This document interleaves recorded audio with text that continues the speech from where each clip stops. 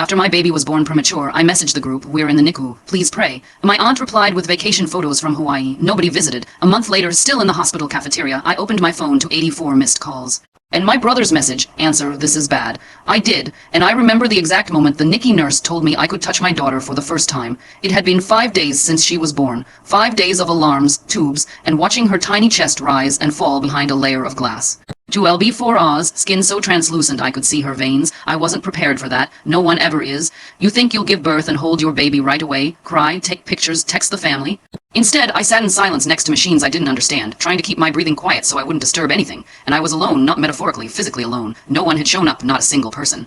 It didn't hit me all at once. At first, I thought they were just waiting for the right time. Maybe they were giving me space. Maybe they were on their way, but I had sent the message. I typed it clearly. "We're in the NICU, please pray." Simple, honest, desperate in a quiet way. I stared at the screen after I hit send, expecting it to light up with love. One person replied, Aunt Brenda. 3 pictures from Hawaii.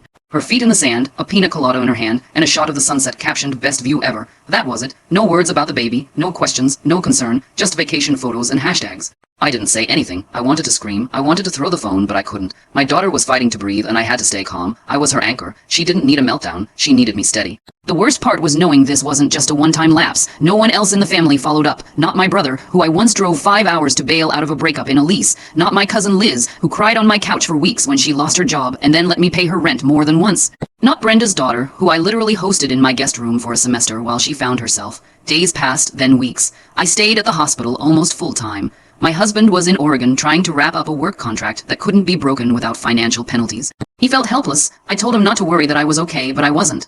I was eating cafeteria food, showering in the hospital family center, changing clothes out of a duffel bag, watching my baby through glass. She had a name, Riley. Nobody even asked what we named her. On day 31, I was sitting in my usual corner of the cafeteria, holding a cold cup of coffee, scrolling through pictures of Riley in my phone.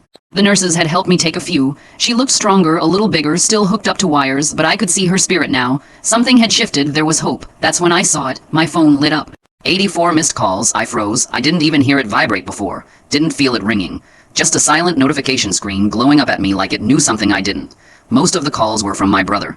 The last text from him said, "And this is bad." And just like that, I knew something was coming, something big. But for the first time in a long while, I didn't panic.